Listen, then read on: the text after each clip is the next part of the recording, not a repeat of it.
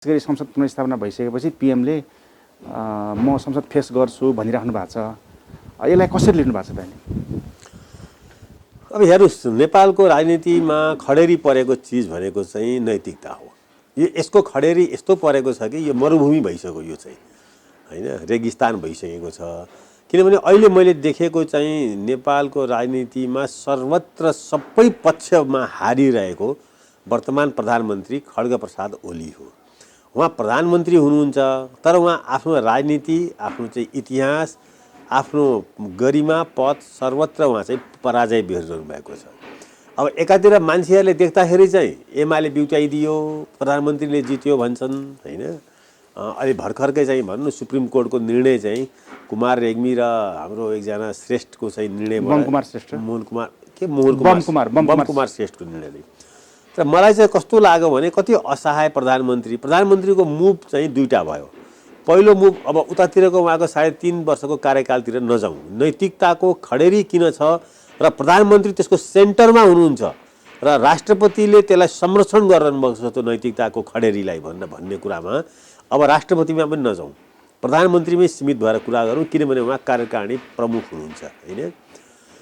प्रधानमन्त्रीले एउटा राजनीतिक जुवा खेल्नुभयो, संसद विघटन गर्छु भनेर हैन। संसद विघटन भएन, 5 जना चाहिँ अब भनौँ न न्यायमूर्तिहरूले संसद बिउत्याइदिए।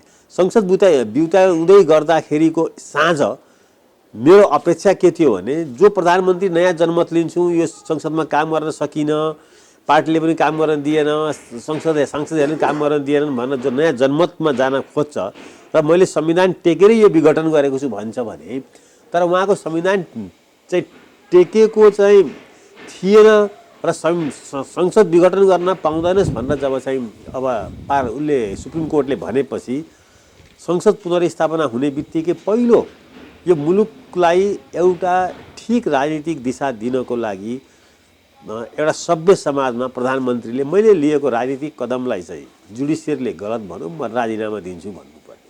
त्यहाँनेरि सामान्य नैतिकताको खोजी हुन्छ, सामान्य नैतिकताको खोजी हुन्छ।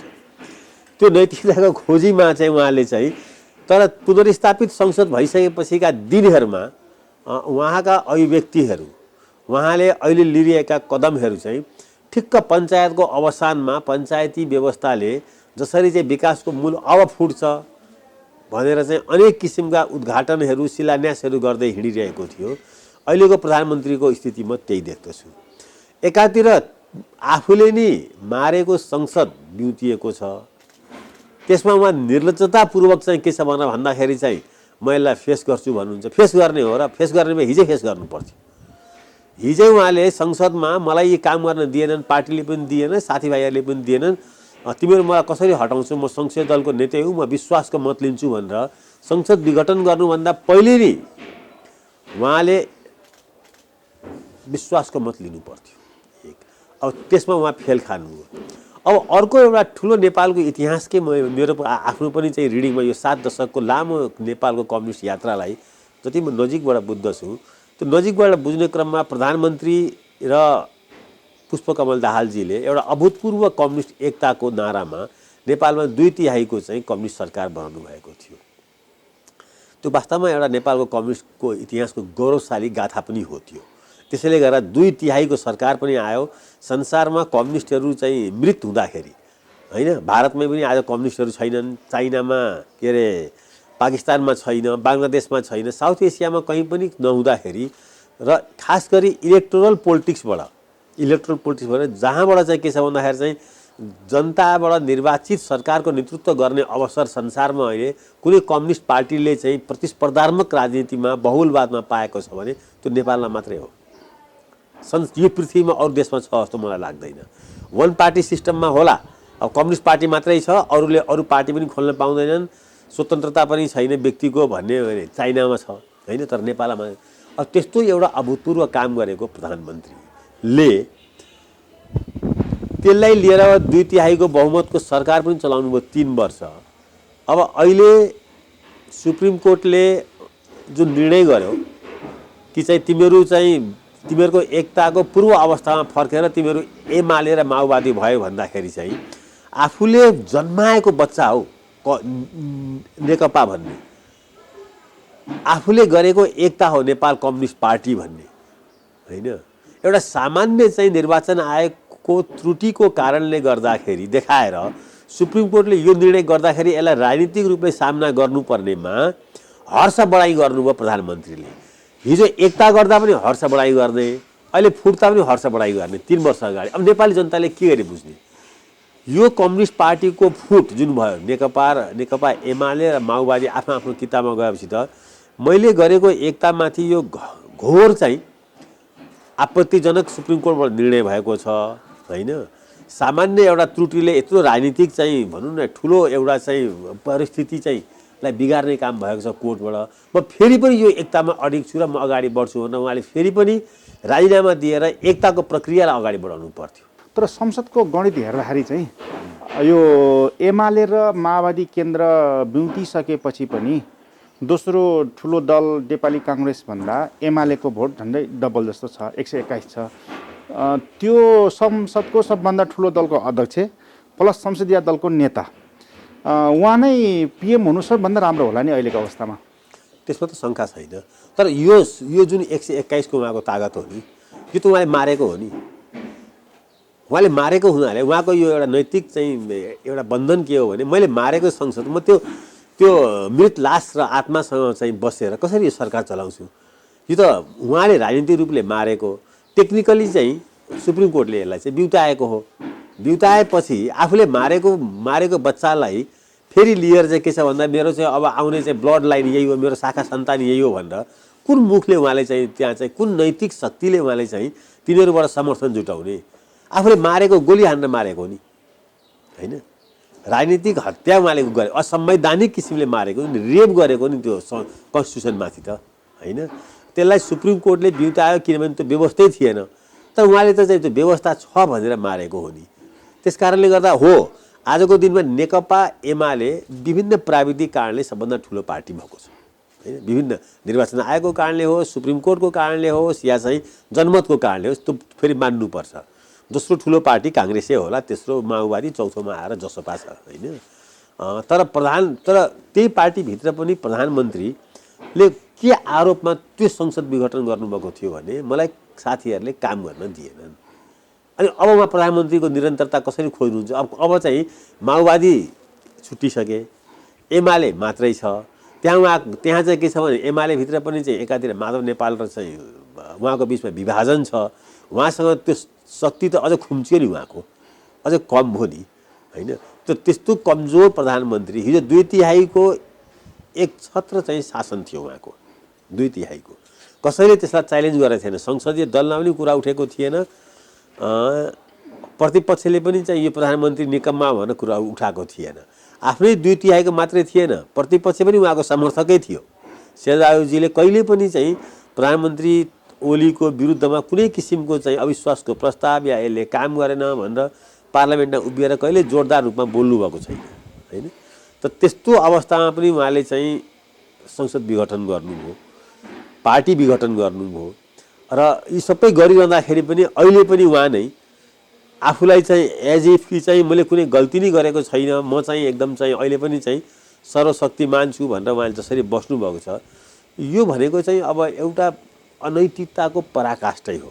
यसलाई डिफेन्ड गर्ने ठाउँ छैन क्या। संविधान मिच्ने, पार्टी फुटाउने, संसद विघटन गर्ने, यी यावत राजनीतिक कुराहरूमा यो मोर्चाहरूमा ओलीजी हार्नुभएको छ, प्रधानमन्त्री हार्नुभएको छ। यसमा जितेर उहाँले अगाडि बढेको भए त ल ठिकै छ, राजनीति हो, होइन? जनताको बिचमा जानुभयो भनेर भन्ने हो। तर सुप्रिम कोर्टले पनि भनिदियो नि त प्रधानमन्त्रीले असंवैधानिक कदम चाल्नुभएको छ। सुप्रिम कोर्टले पनि भनिदियो के छ भने तिमीले गरेको एकता, हिजो यो एकता कसले गरेको हो? हिजो यो एकता चाहिँ बन्द कोठामा प्रचण्ड र चाहिँ ओलीजीकोबाट भएको होइन र एकता। माधव नेपालीहरू त साइडमै थिए नि, दुवैजनाले जे चाहे त्यही हुने हो। त दुवैलाई अहिले चाहिँ सजाय दिएको छ कसले भन्दा तिमीहरूको त्यो एकता नै के छ भन्दाखेरि चाहिँ अर्कोको अस्तित्वमाथि टेकेर त्यो नाम राख्न पाइन्छ भनेर भनेको छ, होइन? अब निर्वाचन आयोग पनि संवैधानिक अङ्ग हो, उसबाट ठुलो त्रुटि भएको छ, होइन? ठुलो त्रुटि भएको छ। उसले आफ्नो चाहिँ त्यो त्रुटिलाई अहिलेसम्म सच्याएको त छैन, गल्ती भए पनि भनेको छैन। त्यस कारणले यहाँ के हो भने सबै संवैधानिक अङ्गहरू पनि चाहिँ अनैतिक हुने, प्रधानमन्त्रीले त्यसलाई लिड गर्ने, यो परिस्थितिमा नेपालको राजनीतिको दशा र दिशा अब के हुने, के आम नागरिकले के सोच्ने, आम नागरिकले चाहिँ कोबाट एउटा सभ्य समाजको कल्पना गर्ने, कोबाट एउटा नैतिक समाजको चाहिँ सृष्टि गर्ने।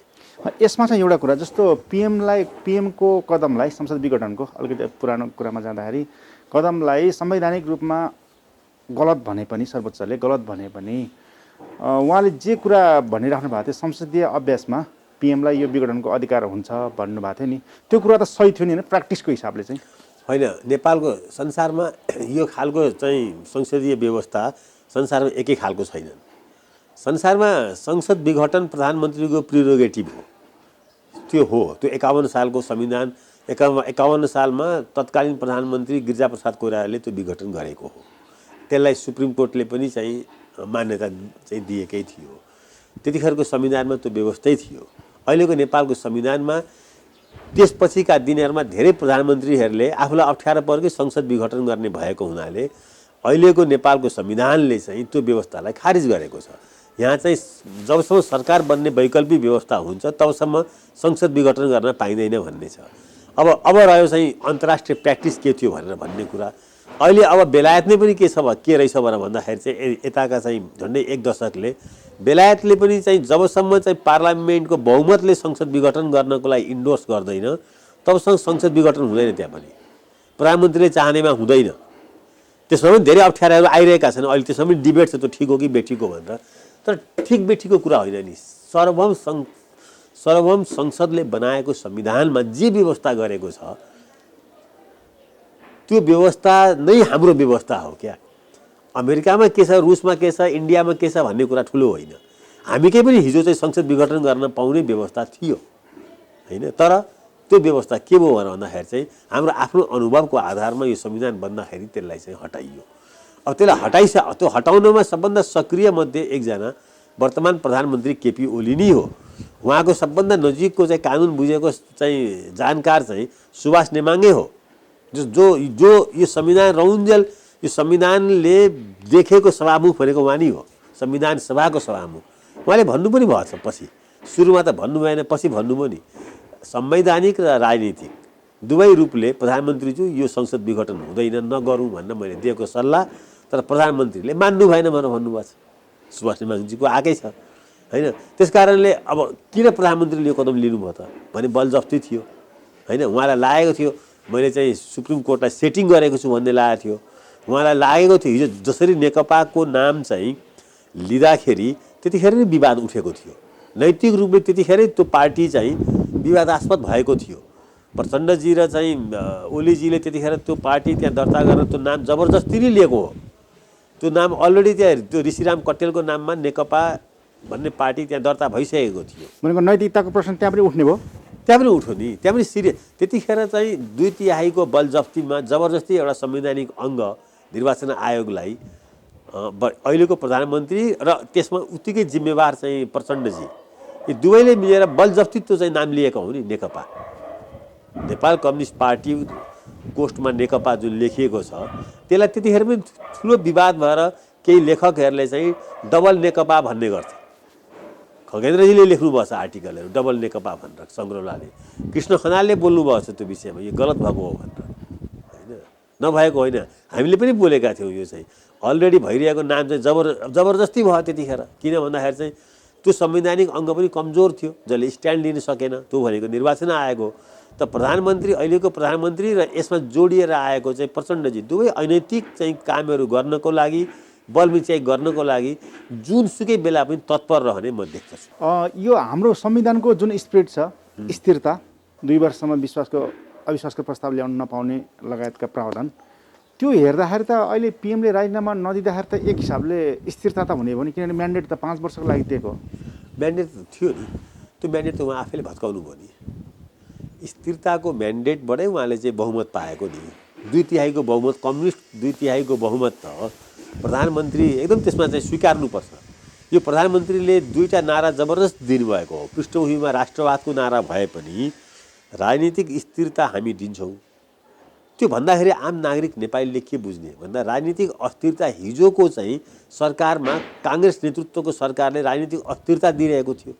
48 सालदेखि लिएर 51मा मध्यावधि, 56मा किशुनजीलाई हटाउने, ल्याउने, गिर्जाबाबु आउने, बिचमा फेरि चाहिँ के छ भने कहिले चाहिँ राप्रपासँग मिल्ने, यो सारा काङ्ग्रेसको न्यारेटिभ चाहिँ काङ्ग्रेसको इमेज के थियो भने दुईटा राजनीतिक अस्थिरताको जड काङ्ग्रेस हो भन्ने थियो होइन। र यो यति अस्थिर गर्छ कि यसले समृद्धि दिन सक्दैन भन्ने त्यो न्यारेटिभ नेपाली जनताले पत्याए। कसले भनेर पत्याए त यो कसले भनेर पत्यायो भन्दा कम्युनिस्ट एकताको पृष्ठभूमिमा वर्तमान प्रधानमन्त्री केपी ओलीजीले भनेर पत्याए। त्यसपछि केपी ओलीजीको नैतिक शक्ति कहाँनिर अडिग रहनु पर्थ्यो भने उहाँको नैतिकताको परीक्षण कहाँ हुन्थ्यो भने यसरी नेपाली जनतालाई साक्षी राखेर कम्युनिस्ट एकता गर्ने, यसरी नेपाली जनतालाई चाहिँ साक्षी राखेर सार्वभौम संसदमा 2/3 झन्डै बहुमत ल्याउने, 7 मध्ये 6 प्रदेशमा पनि चाहिँ कम्युनिस्ट सरकार बनाउने, यी सबै कुराहरू चाहिँ प्रधानमन्त्रीले के टेकेर ल्याउनु भएको त? नेपाली जनताको भरोसा र विश्वास टेकेर ल्याएको। कुन पृष्ठभूमिमा भन्दाखेरि काङ्ग्रेसको अस्थिर राजनीतिको पृष्ठभूमिमा यो मान्छे नैतिकवान छ है, राष्ट्रवादी पनि छ, यसले स्थिरता दिइहाल्छ कि भनेर यो प्रधानमन्त्रीमाथि नेपाली जनताले भरोसा र विश्वास गरे। तर त्यो भरोसा र विश्वासलाई कसले भत्कायो भन्दा यही प्रधानमन्त्रीले भत्काउनु भयो। कसरी भत्काउनु भयो भन्दा आफ्नो साथीहरू पार्टीलाई मिलाउन सक्नु भएन। उहाँको बोली वचन यति कटुर र चाहिँ यति मतलब विषपूर्ण छ नि, त्यसले चाहिँ नेपाली जनता, उहाँका साथीहरू मात्रै होइन नेपाली जनता पनि अब उहाँलाई चाहिँ हेर्ने दृष्टिकोणमै परिवर्तन आएको छ नि। उहाँलाई प्रधानमन्त्री भन्दा पनि यसले चाहिँ व्यङ्ग्य बाण गर्छ है यो चाहिँ भन्ने खालको आएको छ।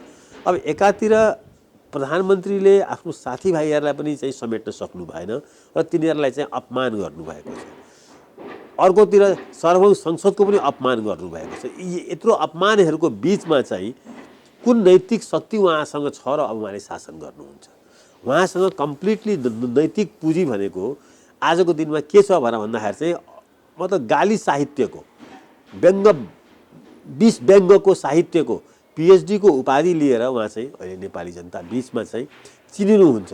अब उहाँले समृद्धि दिनुहुन्छ, स्थिरता दिनुहुन्छ, नैतिक राजनीति गर्नुहुन्छ, साथीभाइहरूलाई समेट्नुहुन्छ, कम्युनिस्ट आन्दोलन र एकतालाई चाहिँ फेरि एउटा स्वर्णिम कालमा ल्याउनुहुन्छ, फेरि 2/3 बहुमत उहाँको नेतृत्वमा आउला, 7 मा 6 प्रदेश छ, यो त टुक्रा टुक्रा हुन थालेको थियो नि होइन। त त्यस कारणले नेपालको राजनीति यो फेरि यसले उहाँहरूको जीवन त उत्तरार्धमा छ। यसले नेपाली जनता जो युवा छन्, नेपाली जनता जो गाउँमा गरिब छन्, नेपाली जनता जो राजनीतिबाट अलिकति भए पनि चाहिँ नेपालको समृद्धिको सम्भावना आउन सक्छ है स्थिरताबाट भनेर सोचिरहेका थिए, ती सबैमा चाहिँ निराशा बाँड्नु हो, निराशाको भित्र। ओके, यत्रो अनैतिक चाहिँ अभियानमा उहाँ लाग्दाखेरि अब यो प्रधानमन्त्रीको निरन्तरताको खोजी गर्ने ठाउँमा देख्दिनँ।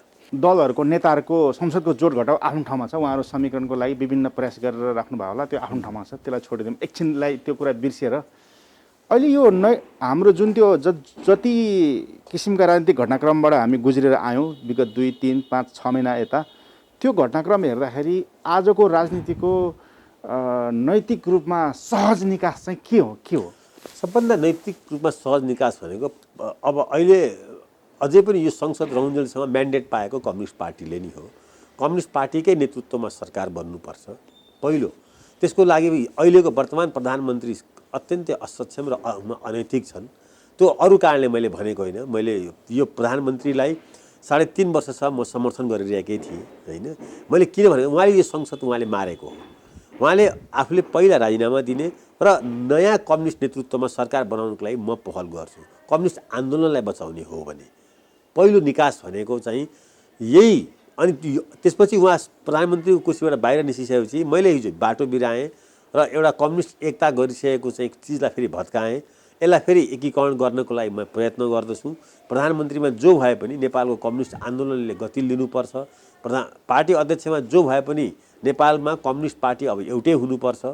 यो निकास सबभन्दा बेस्ट हो। यो निकास फेरि पनि संविधान पनि ट्र्याकमा आउने, नेपाली जनताको भरोसा र विश्वास पनि रिगेन गर्ने र योभन्दा अर्को सही बाटो 1 नम्बरमा केही हुन सक्दैन। किनभने यसले कसैलाई पनि चाहिँ के छ भन्दाखेरि चाहिँ घाउ दिँदैन। प्रधानमन्त्रीले पनि नैतिक रूपमा मैले राजीनामा दिन्छु प्रधानमन्त्रीबाट पनि पार्टी अध्यक्षबाट पनि भन्ने बित्तिकै उहाँले त्यसपछि सबै भूमिका खेल्न सक्नुहुन्छ, पार्टी पनि मिलाउन सक्नुहुन्छ, सरकारमा पनि चाहिँ कम्युनिस्टकै नेतृत्वमा, अनि 7 मध्ये 6 प्रदेशमा नै हुन्छ। भोलिको चाहिँ अब हुने 1.5 वर्षपछि हुने निर्वाचनमा पनि पिसफुली ट्रान्जिसन हुन्छ र उहाँको जुन शारीरिक अवस्था छ त्यसलाई पनि यसले चाहिँ के गर्छ भनेर भन्दाखेरि चाहिँ सहज एउटा चाहिँ सुविधायुक्त कम्फोर्ट जोनमा लगेर राख्छ छ। तर के प्रधानमन्त्री यो चाहनुहुन्छ?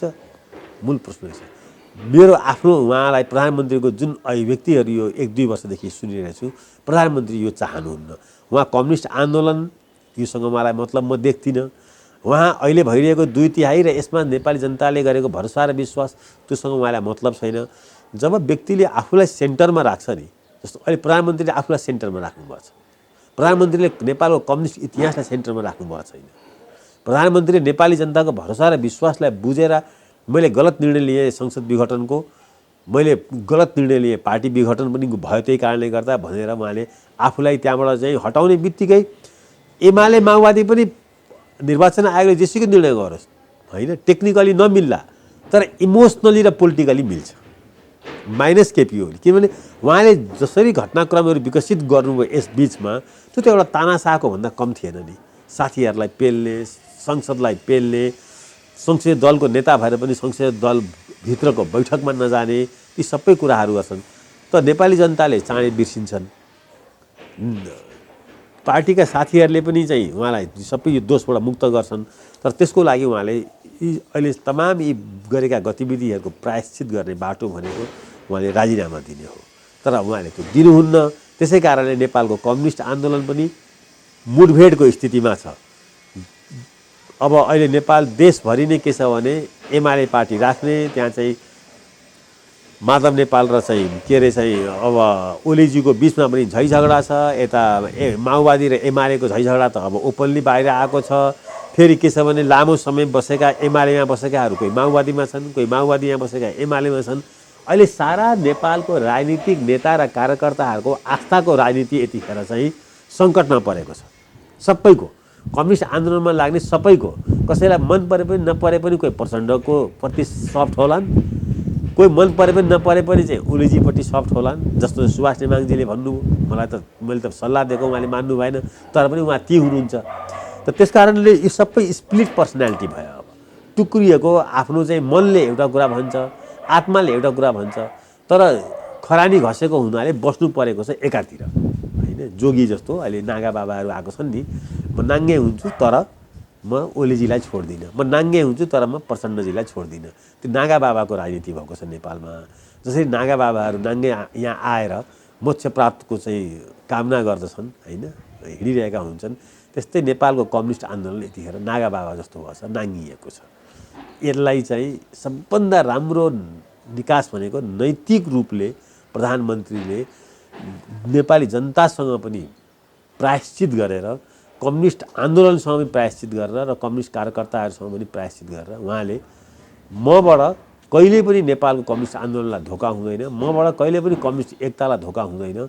मेरो लागि पद गौण कुरा हो। मेरो लागि यो अभियान चाहिँ, यो अभियानमा म हिँडेको मानिस हो, जेल गएको। म यसबाट चाहिँ आफूलाई चाहिँ मुक्त गर्दछु र नैतिक रूपमा मैले लिएका राजनीतिक कदमहरू गल्ती भए भनेर उहाँले आफूलाई स्टेप डाउन गर्ने हो।